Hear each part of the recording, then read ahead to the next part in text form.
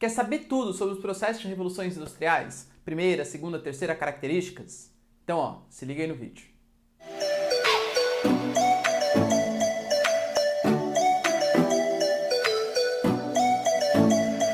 Fala galera, beleza? Vocês também estão legais, tranquilos, de boa? Então tá, ó. Galera, é o seguinte, a gente vai discutir um pouquinho agora então as chamadas revoluções industriais. Desde a primeira até a quarta revolução, que é a revolução que a gente vem passando hoje, tá? Atualmente a gente vem passando. Então, claro que a gente não vai ter tantos aspectos interessantes para analisar, porque geralmente os historiadores, geógrafos, o que acontece? Passa o fenômeno e a gente analisa com muito mais propriedade depois que passou. Agora que está passando, é difícil saber exatamente o que vai vir a acontecer e tal. Mas eu vou comentar com vocês. Quando a gente fala de uma revolução, qualquer revolução que seja, industrial, francesa, etc., vamos pegar a francesa como exemplo.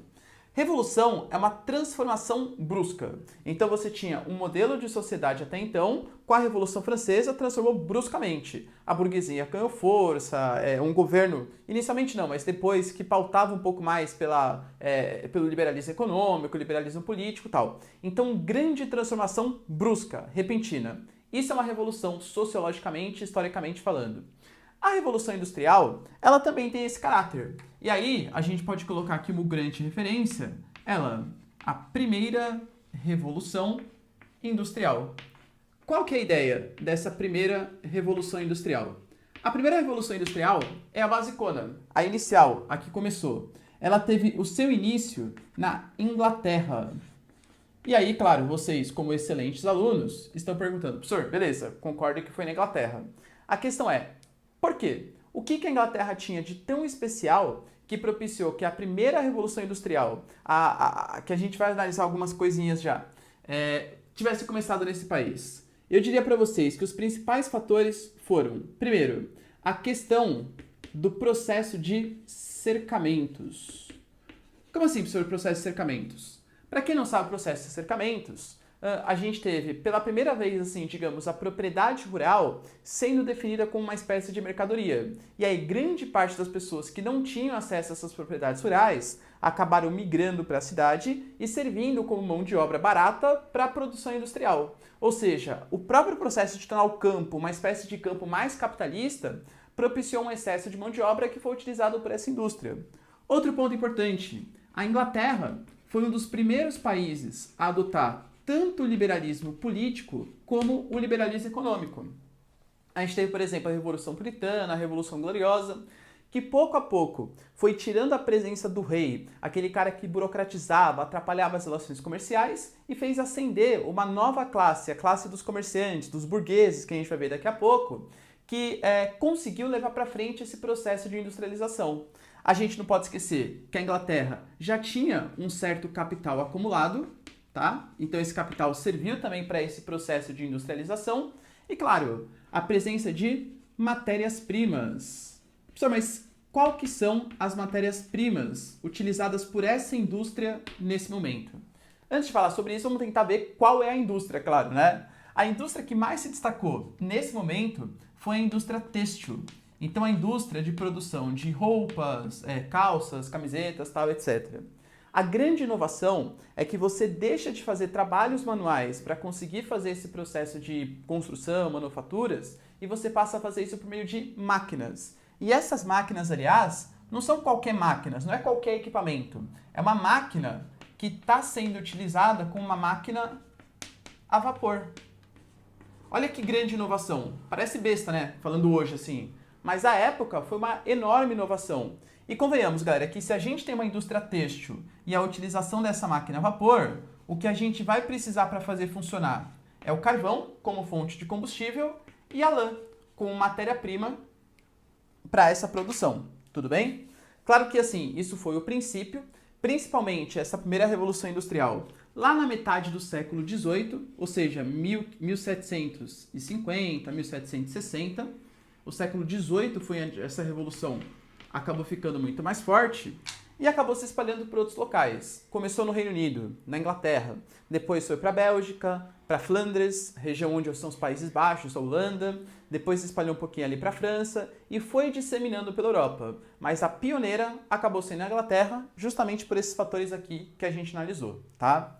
O que isso acabou gerando, galera? De verdade, coisas muito importantes para a nossa sociedade. Revolução. A gente consegue dividir, isso é até uma outra aulinha que a gente vai ter, tem aula aqui no canal sobre isso, que são as fases do capitalismo. Até então, a gente via sobre a égide do chamado capitalismo comercial, no qual a relação econômica ainda era uma relação econômica muito mercantil, ou seja, você tinha ali a metrópole e você tinha a colônia. A troca de mercadorias era pautada no pacto colonial, ou seja, a metrópole comprava tudo que a colônia produzia e a colônia só podia vender para a metrópole, só podia comprar da metrópole também. Era um estado assim, altamente interventor, o rei muito forte na economia. Vocês estão percebendo que a classe social que acabou se destacando nesse momento, claro, foram os donos das indústrias. E é por isso que esse momento ele vai ser conhecido aqui pela gente como o momento da transformação do próprio processo do capitalismo. O capitalismo ele vai se consolidar como um novo capitalismo, que é a consolidação do chamado capitalismo industrial. Isso aqui, galera, é uma coisa super importante, tá? Por quê? Porque junto a esse capitalismo industrial vão vir novos processos, um liberalismo político, ou seja, pedindo, pelo amor de Deus, rei, para de atrapalhar as relações comerciais. Porque você imagina, aumentou muito a produtividade. E aí você tinha o burguês de um lado, né, o comerciante, o cara, o dono do meio de produção, de um lado, que estava produzindo determinado produto, então produzindo, sei lá, alguma coisinha, e queria comercializar com um burguês que estava produzindo alguma coisa em outro país. Só que sabe quem tinha no meio do caminho? Tinha um cara chato aqui no meio, ó. Tinha a figura do rei.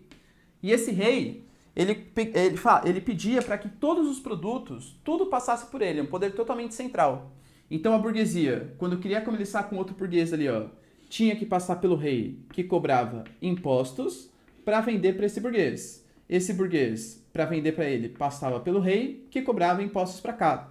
Isso começou a burocratizar, começou a ficar muito demorado, atrasava, esses impostos começaram a incomodar a burguesia, e de novo, né, capitalismo é um sistema econômico no qual quem acumula capital é quem manda nas coisas. Como agora não são mais os reis que estão acumulando tanto capital, mas o poderio político, o poderio econômico acabou ficando na mão da burguesia, uma série de revoluções burguesas começaram a acontecer. A própria Revolução Francesa, que quis afastar a nobreza e afastar os reis, é uma espécie também de revolução burguesa.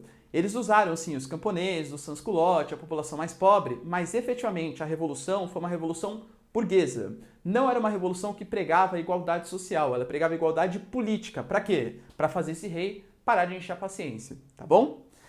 Por que a gente fala que é a consolidação desse capitalismo industrial, então? Mais liberalismo político, mais liberalismo econômico. Aqui consolidou duas classes sociais.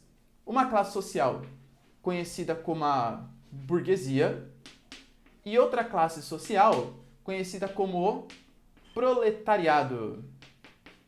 Professor, o que é isso, né? Essa burguesia e esse proletariado.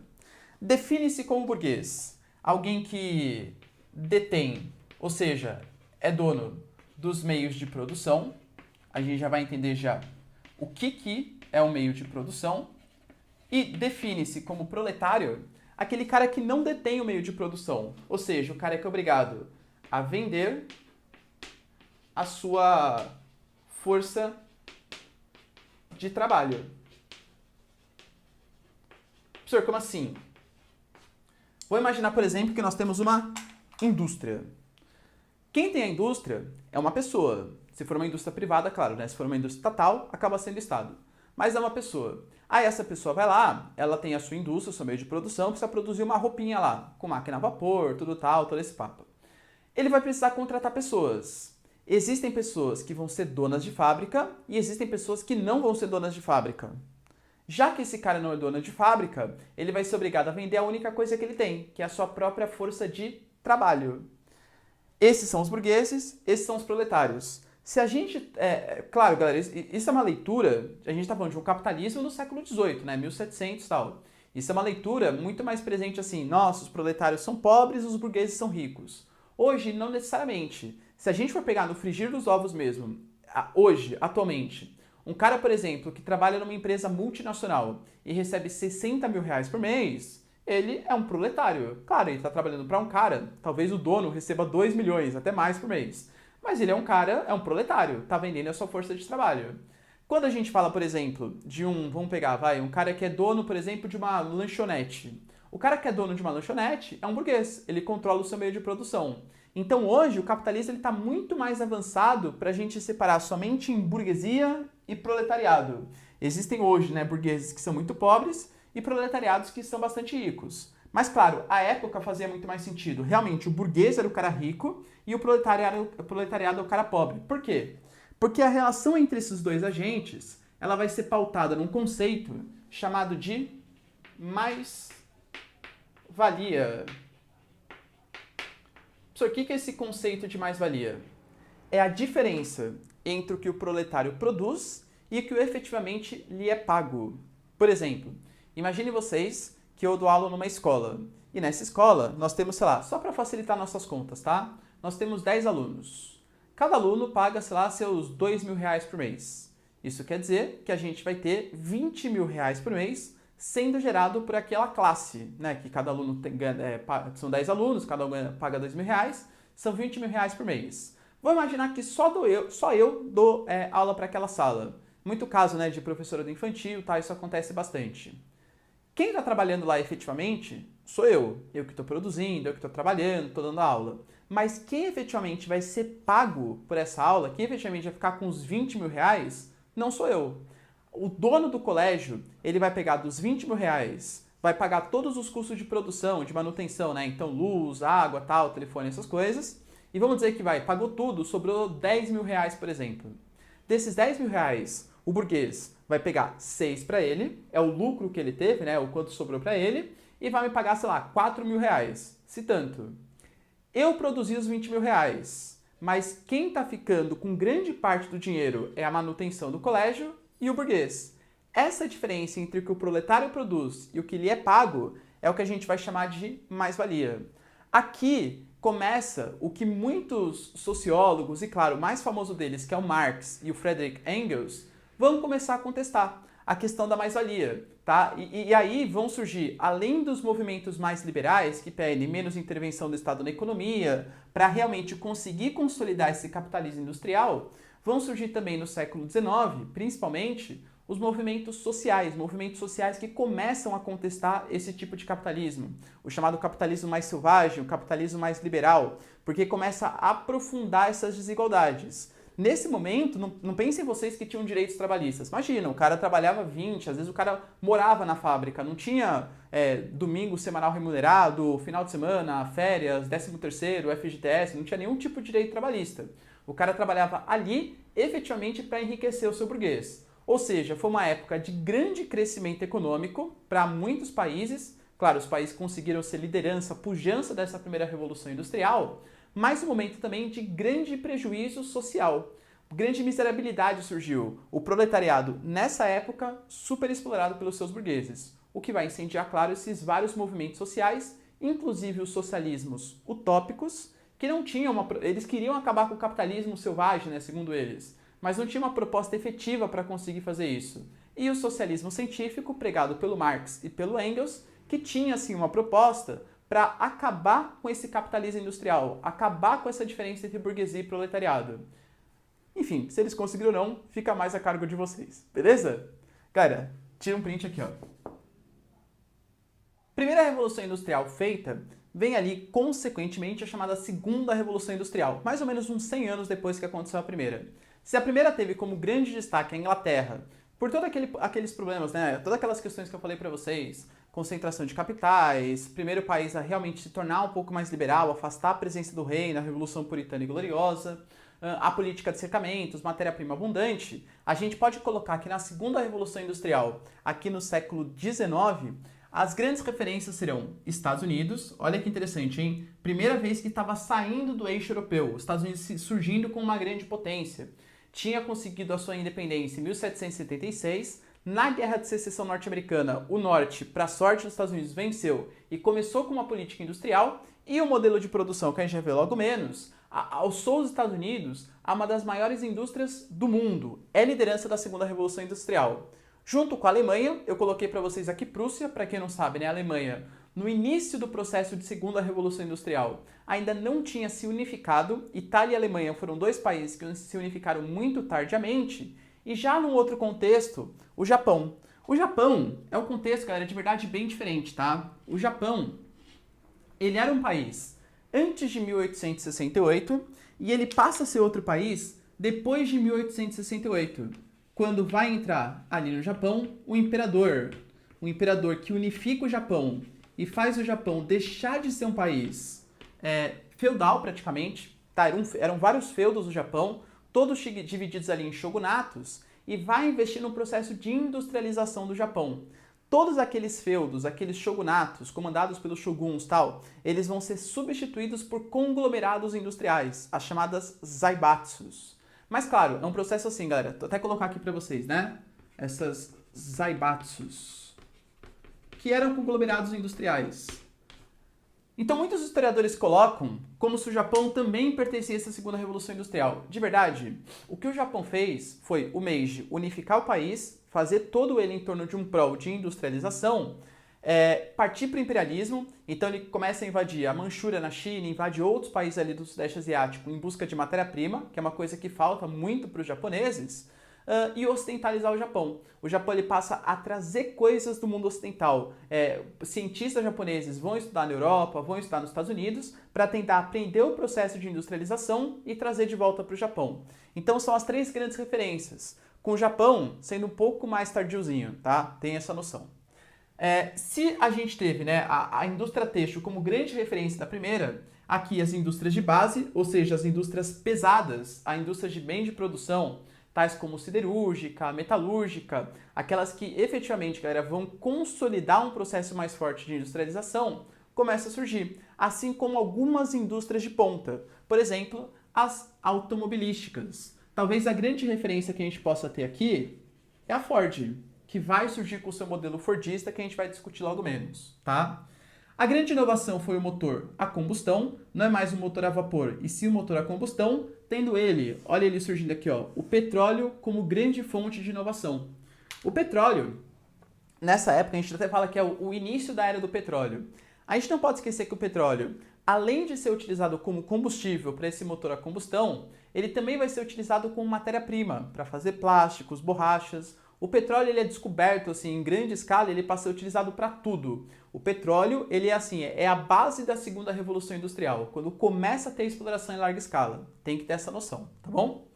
A eletricidade começa a surgir com muito mais ênfase. Ferrovias agora passam a ser eletrificadas, o que acelera o processo também de transporte na Europa. Olha os meios de transporte evoluindo e facilitando o comércio, fazendo com que o burguês consiga relacionar com outro burguês, trazendo lucro para os dois. Então, se a primeira revolução industrial melhorou muito as condições econômicas, claro, ambientalmente e socialmente não tão bom assim, libera muitos gases de efeito estufa e aumenta a desigualdade social, a segunda revolução industrial vai aprofundar essas questões. Então vai fazer com que quem é o dono do meio de produção fique muito mais rico e quem não tem, claro, acabe ficando muito mais pobre, tá bom? As ferrovias também, né, acabam sendo o grande destaque desse período. E temos uma inovação aqui, uma inovação bem importante, que eu não vou aprofundar muito nessa aula, porque a gente vai ter aula só para discutir o que é o modelo taylorista e fordista e o que é o modelo toyotista da terceira revolução industrial. Mas só um pequeno spoiler aqui para vocês, nós temos uma inovação que é o modelo fordista taylorista. Não vou explicar com tantos detalhes, senão a aula ficaria muito longa aqui, tá? Mas só para vocês terem uma noção, esse modelo, bem resumidamente, ele propõe uma produção em massa. Ou seja, a gente vai começar a produzir muito, independente se existe mercado consumidor ou não. Talvez venha na cabeça de vocês, na minha sempre vem, claro, quando eu penso no modelo taylorista, fordista, aquele modelo de produção típico do filme Tempos Modernos, do Charlie Chaplin, em que você coloca um produto numa esteira rolante, os trabalhadores eles são completamente alienados do processo produtivo, eles só sabem executar uma mesma função. No caso do Chaplin, ficava apertando a porca lá, vocês lembram, né, do filme Tempos Modernos, tal, clássico, o professor de História e Geografia sempre passa isso, apertando as porcas dos parafusos e acaba fazendo um produto. Tem variabilidade da produção? Claro que não. O cara faz sempre a mesma coisa, é óbvio que o resultado final vai ser sempre o mesmo. O Ford, ele até tinha uma frase clássica sobre o seu carro mais imponente ali, que era o Ford T. Olha, consumidor, Você pode escolher a cor do Ford T que você quiser, desde que você escolha o preto. Professor, por quê? Porque se os caras fazem sempre a mesma coisa, mesmo modelo de produção, obviamente o resultado final ele vai ser sempre o mesmo. Por isso uma produção em massa não é uma produção que se preocupa com uma customização para o mercado consumidor, tá bom? Aqui a gente tem mega indústrias, mega fábricas. Imagina, tem que ter um galpão gigantesco para armazenar toda essa produção que está sendo feita em larga escala, tá bom? Não existe preocupação com customização e coisa que o valha. Nessa época, a gente começa a ter a formação de grandes oligopólios. Ah, professor, que legal, né? O que é oligopólio? Quando a gente fala de processo de mercado, existem monopólios, que é quando uma única empresa controla o mercado naquele local, e o maior exemplo que eu posso dar para vocês são os Correios aqui no Brasil. Mas o Correio não tem outras empresas que fazem entregas? Sim, mas os Correios eles têm o monopólio da entrega de cartas. Cartas só o Correio pode fazer, ou seja, é um monopólio. Só um controla a produção. Oligopólio é quando tem um grupo, mas um pequeno grupo, que controla a produção naquele país. Vamos tentar pensar o oligopólio aqui no Brasil? A gente pode pensar em vários. Talvez o que a gente mais conheça seja, sei lá, os celulares. Quantas operadoras de celular você tem no Brasil? 5, 6 no máximo? Então é o oligopólio. Poucas empresas controlam o sistema de comunicação no Brasil. Isso é um oligopólio. E claro, isso é péssimo. Por quê? Porque o próprio liberalismo, que surge lá concomitante na primeira Revolução Industrial, ele preza muito pela lei da oferta e da procura, da livre concorrência.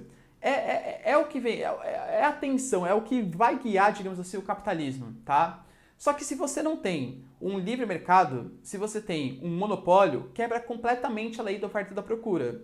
O maior exemplo que eu posso dar para vocês, imagina a cantina de colégio. Cantina de colégio geralmente é monopólio. Aliás, eles nem permitem que alunos, em geral, vendam ali um brownie, um biscoito, uma torta, qualquer coisa. Por quê? Porque a cantina tem que ter um monopólio. E já que a cantina tem um monopólio, geralmente ela vai vender, geralmente, um salgado frio e caro e pequeno, em geral, tá? Imagina se tivessem outras cantinas, se tivesse, por exemplo, 5 cantinas vendendo lanche para vocês. É bem possível que as 5 cantinas, pela concorrência que elas tivessem que fazer entre elas, oferecessem um salgado cada vez melhor a um preço cada vez menor. Percebe quando a gente tem uma ou poucas empresas prejudica o mercado? É ruim pra gente mercado consumidor. Claro que nesse exemplo das cantinas, se a gente tem só 5, é bem possível que essas 5 cantinas, elas possam combinar preço, elas possam combinar a produção, elas podem fazer com que uma venda, sei lá, só coxinha, outra venda só quibe, e aí começa a fazer um esqueminha entre elas. Então todas essas práticas, elas são bastante comuns quando há oligopólios, ou seja, quando poucas empresas controlam o mercado, que é o que acontece nesse período. Poucas empresas acabam controlando esse mercado.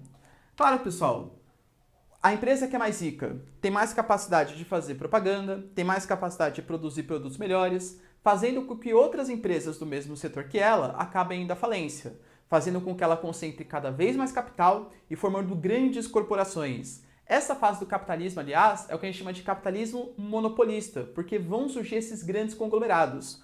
Conglomerados, aliás, que vão ficar tão grandes que vão começar a ir para outros países. Olha o que está surgindo aqui nesse período. As chamadas transnacionais, ou seja, indústrias, empresas que passam a atuar não só no seu país de origem, mas também vão atuar em outros locais, em outros países. Sei lá, uma empresa francesa que começa a ir para a Alemanha, que começa a ir para Portugal, que vem para as Américas, para os Estados Unidos. Isso só surge concomitante à segunda Revolução Industrial, justamente pelo grande poder que essas empresas, essas indústrias ganham, tá bom? Nossa, professor, que maravilha, meu, tô adorando. Sensacional. Mais ou menos. Por quê? Porque olha o que vai surgir ao mesmo tempo. O processo conhecido como o imperialismo europeu. Vamos pensar. Todos os países, começou, né, nesses daqui que eu mostrei para vocês, mas depois o Reino Unido passou, a França passou, a Bélgica, Países Baixos, o norte da Itália. Todos esses países também estavam passando pelo processo de crescimento industrial. Você está produzindo cada vez mais. Você vai precisar de matéria-prima e de mercado consumidor. O que os países europeus eles fazem? No chamado Congresso de Berlim, eles dividem, eles sentam todos eles ali numa mesa e dividem África e Ásia de acordo com seus próprios interesses. Se você pegar o mapa da África, até hoje, principalmente a porção norte, pega ali Líbia, Argélia, Egito, todos eles são divididos em linhas retas. São fronteiras completamente artificiais. Por quê? Porque quem definiu esses limites, quem definiu essas fronteiras, foram os países europeus, de acordo com seus próprios interesses. E aí, claro, quem que eram as maiores potências da época? Ah, professor, a Alemanha, a Prússia, a antiga Alemanha, Itália também. Por incrível que pareça, Itália e Alemanha ficaram com as piores terras. Professor, mas por quê? Não era grande pujança, grande liderança econômica? Sim, só que tem um problema histórico aí no meio do caminho. Itália e Alemanha foram países que, enquanto os outros estavam preocupados em avançar sobre a África, avançar sobre a Ásia, para garantir mercado consumidor e matéria-prima, o que esses países estavam fazendo? Estavam preocupados com o seu processo de unificação interna. E aí, quando eles partiram para tentar dominar outros territórios, o que acabou acontecendo? Já tinha ido tudo. Vou dar um exemplo para vocês. A Alemanha, que era a maior produção industrial da Europa, ficou com a Namíbia, na África. A Namíbia, para quem não sabe, é o deserto do Kalahari. Percebe? E por conta dessas injustiças, começa a surgir na Europa um clima hostil entre as grandes potências. De um lado, Alemanha e Itália recém-unificadas e sem territórios do imperialismo. Do outro lado, França e Inglaterra, já não mais aquele grande poderio econômico que tinha anteriormente, mas que tinha as melhores terras do imperialismo. Começa um período na história conhecido como a Paz Armada. Ou seja, resumidamente, vai dar problema. Eu sei que a gente está no final do século XIX, num período de paz, mas qualquer coisinha que acontecer no mundo vai ser um prenúncio para uma guerra, porque os países estão muito hostis, a rivalidade está muito grande. Ou seja, a gente pode sim responsabilizar a própria Segunda Revolução Industrial pelo imperialismo europeu, consequentemente, Primeira Revolução Industrial, a crise de 29, que também é causada pela Primeira Guerra Mundial, e depois a Segunda Guerra Mundial. Percebam como tudo isso tem raízes históricas da Segunda Revolução. Professor, achei que era mal bom, tal. Claro que foi bom, grandes inovações, mas existiram graves consequências políticas e geopolíticas e históricas também. Beleza, galera? Deu para entender? Então, ó, tira um print aqui.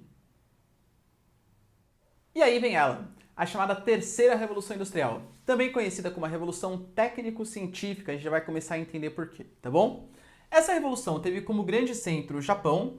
E claro, pessoal, olha que coisa, hein? O Japão, em 1945, né, que tomou, infelizmente, 2 bombas atômicas ali, Hiroshima e Nagasaki, recebeu auxílio econômico dos Estados Unidos, no chamado Plano Colombo, para conseguir se reconstruir, pegou esse dinheiro, investiu em educação e pesquisa e desenvolvimento, e a gente já tinha o Japão, 2 décadas depois, né, 1960 e tal, já sendo a liderança tecnológica mundial, desenvolvendo um novo modelo de produção toyotista. Olha como os caras são poderosos, tá? Os japoneses são fogo, galera.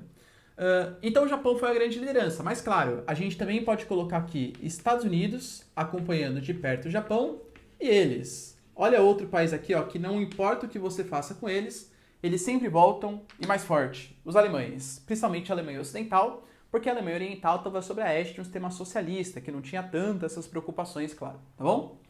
Quais foram as inovações? As grandes inovações foram a automação e a robótica, tá bom? Muito cuidado, porque muita gente confunde automação com mecanização. Assim, professor, a terceira revolução industrial é aquela que mecaniza a indústria, não é? Claro que não. O que é mecanizar alguma coisa? É colocar máquina. Vocês lembram da definição de indústria? É você produzir o manufaturado por meio de máquina. Então não tem como você mecanizar a indústria. A indústria já é mecanizada. Aliás, é a definição de indústria, ser mecanizada, tá bom?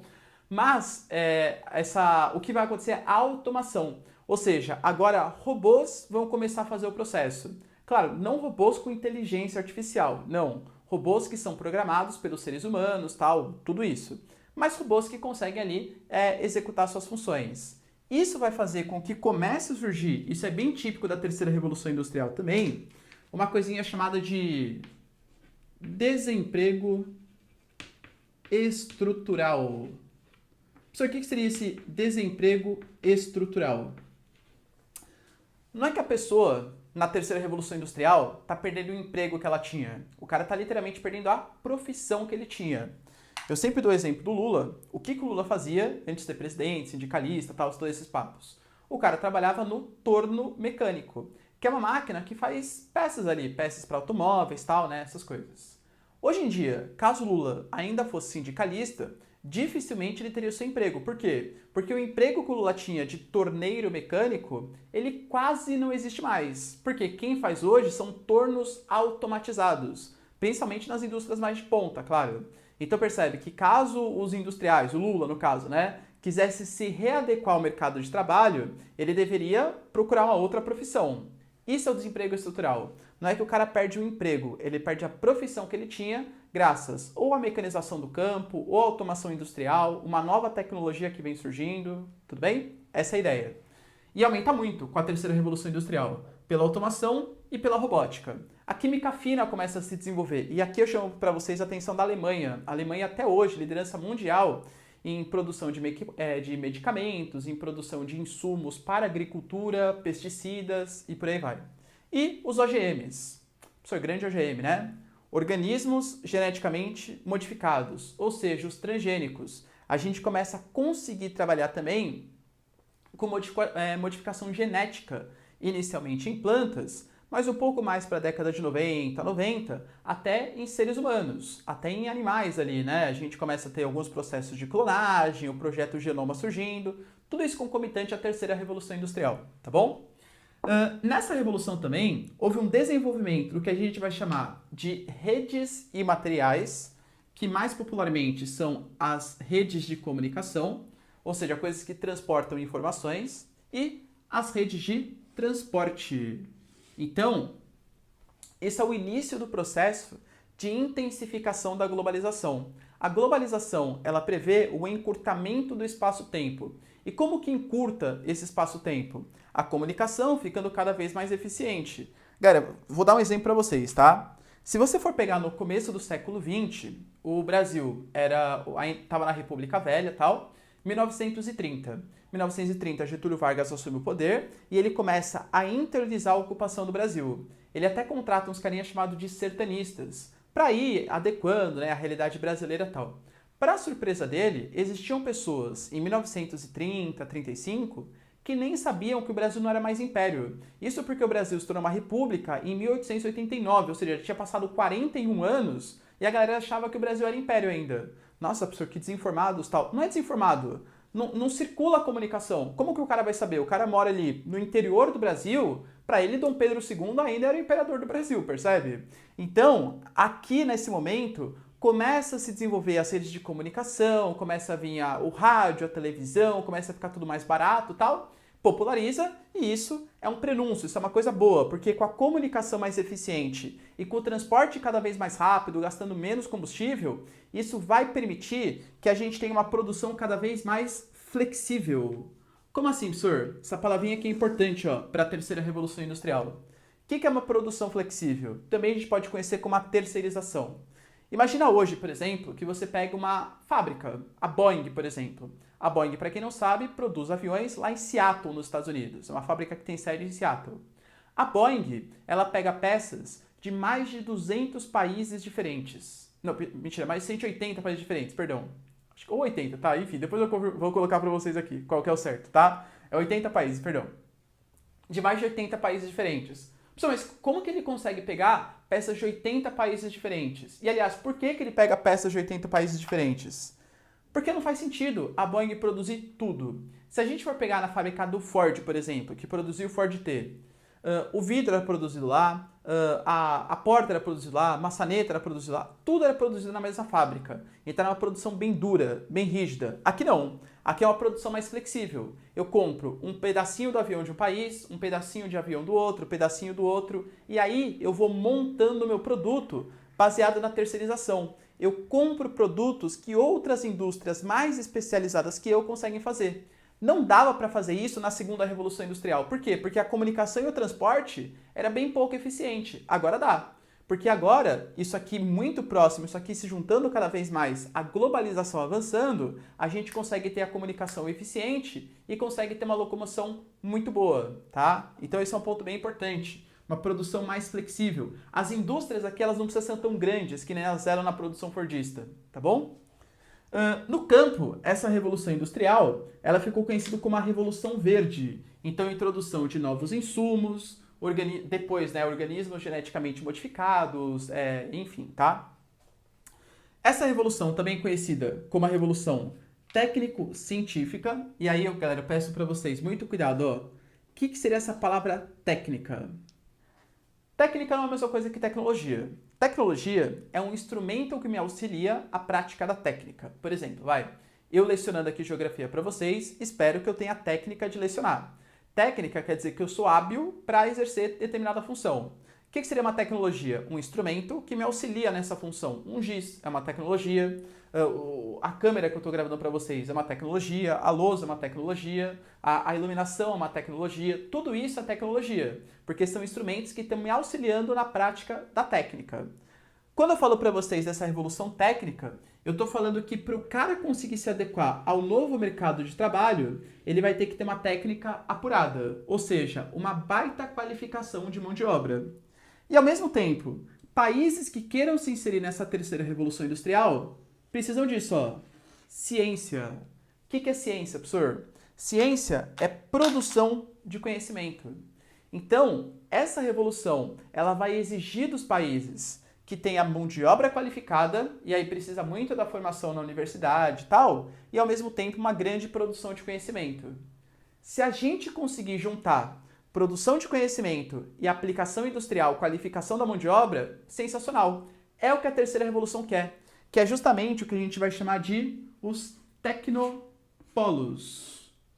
Professor, o que são esses tecnopolos? São espaços em que você consegue juntar a produção industrial à produção de conhecimento.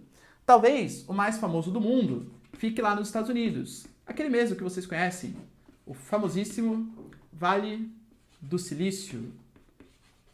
Para quem não sabe, galera, o Vale do Silício, na costa oeste dos Estados Unidos, por que recebe esse nome? Porque tem muito silício? Não, porque silício é um metalzinho, tá? Um mineral metálico, que você utiliza para fazer produtos de informática. Ali na costa oeste você tem uma série de empresas relacionadas à tecnologia de comunicação, à informática, e uma série de universidades que produzem conhecimento para isso. Então você une o útil, a produção de conhecimento, a aplicação industrial, as empresas que precisam disso. Isso é um tecnopolo. Países mais inseridos na terceira revolução têm uma série de tecnopolos. Professor, já sei. Brasilzão, é nóis. Nós temos tecnopolos? Mais ou menos, tá?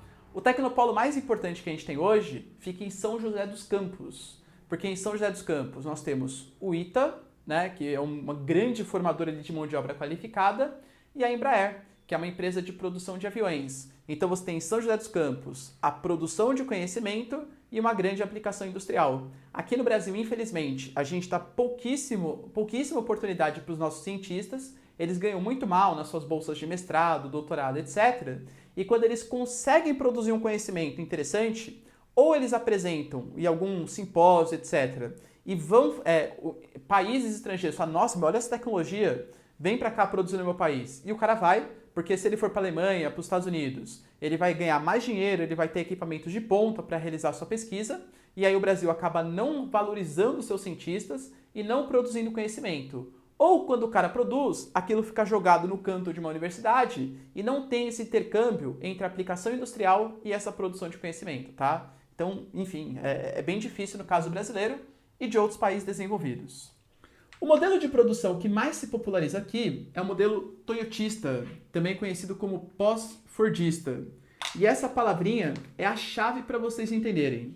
É o tal do modelo just in time.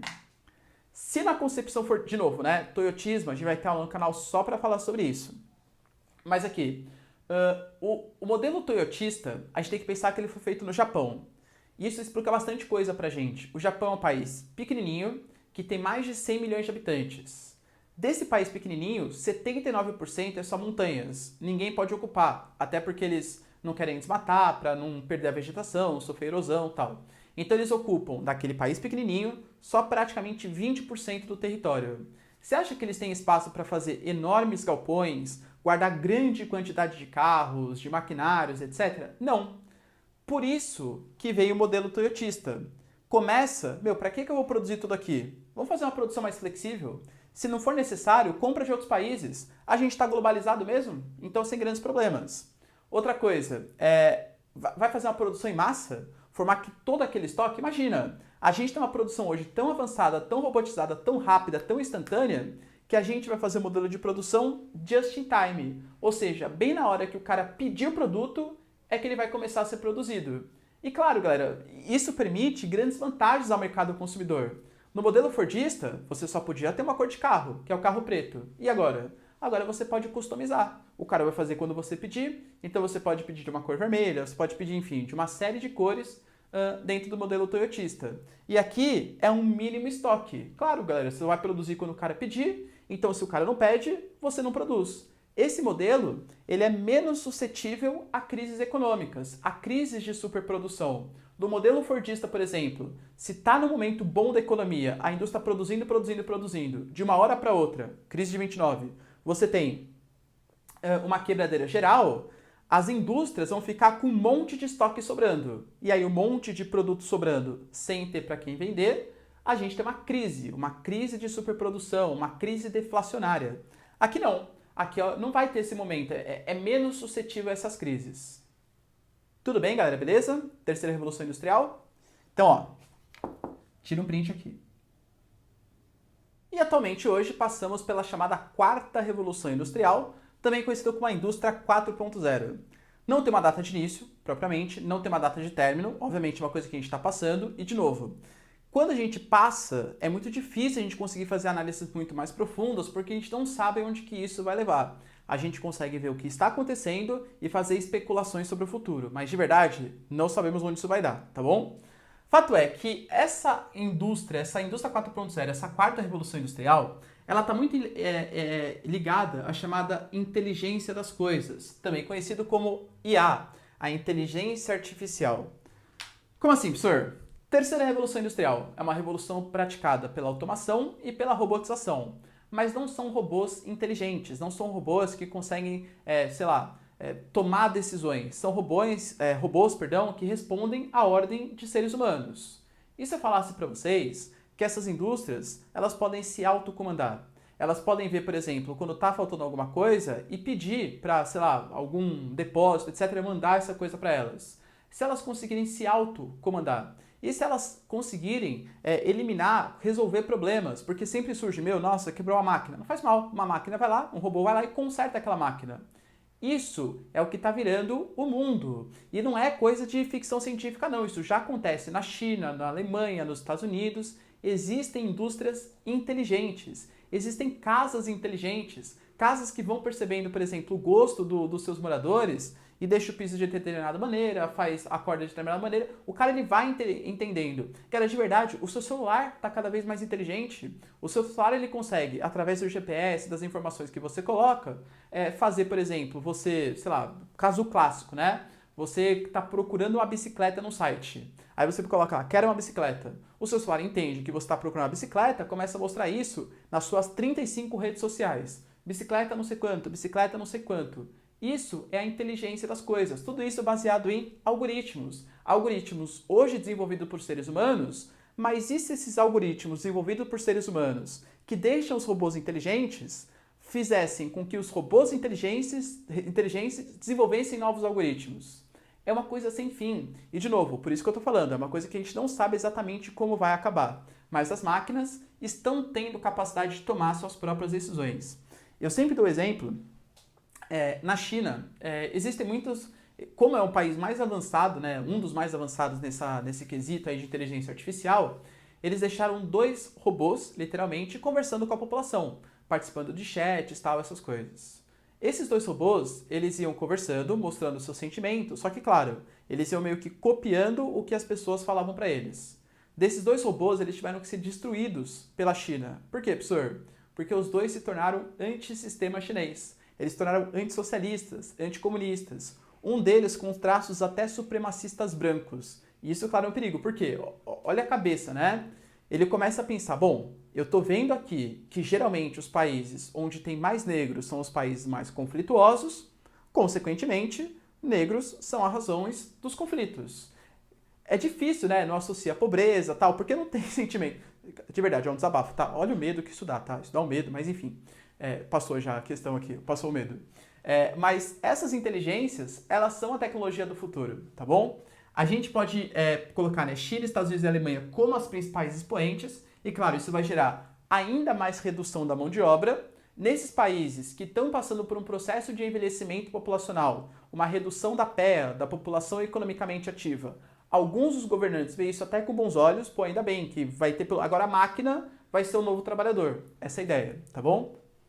E para que isso consiga funcionar bem eficientemente, precisamos de uma comunicação praticamente instantânea.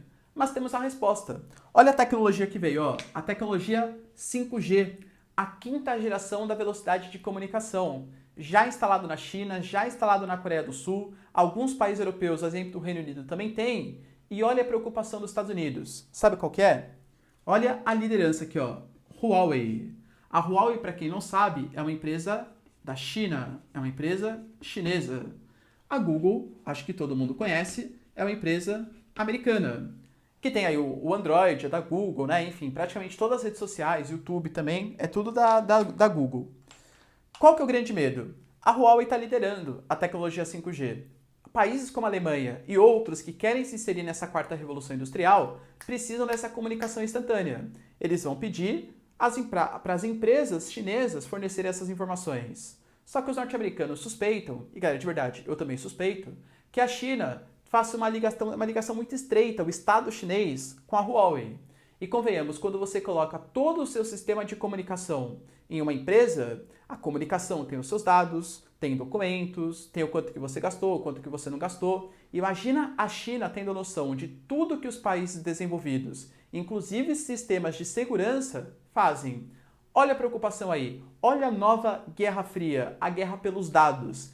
Quem vai controlar os dados? E nisso os Estados Unidos falam assim, ó, seguinte, países que comercializem com a Huawei, esquece de mim, não vou fazer nenhum tipo de parceria. Percebe a situação que alguns países estão? Por quê? Porque se eles forem esperar os Estados Unidos está anos-luz atrasado em relação à tecnologia 5G. Só que se eles forem para a China, há o risco de ser espionado.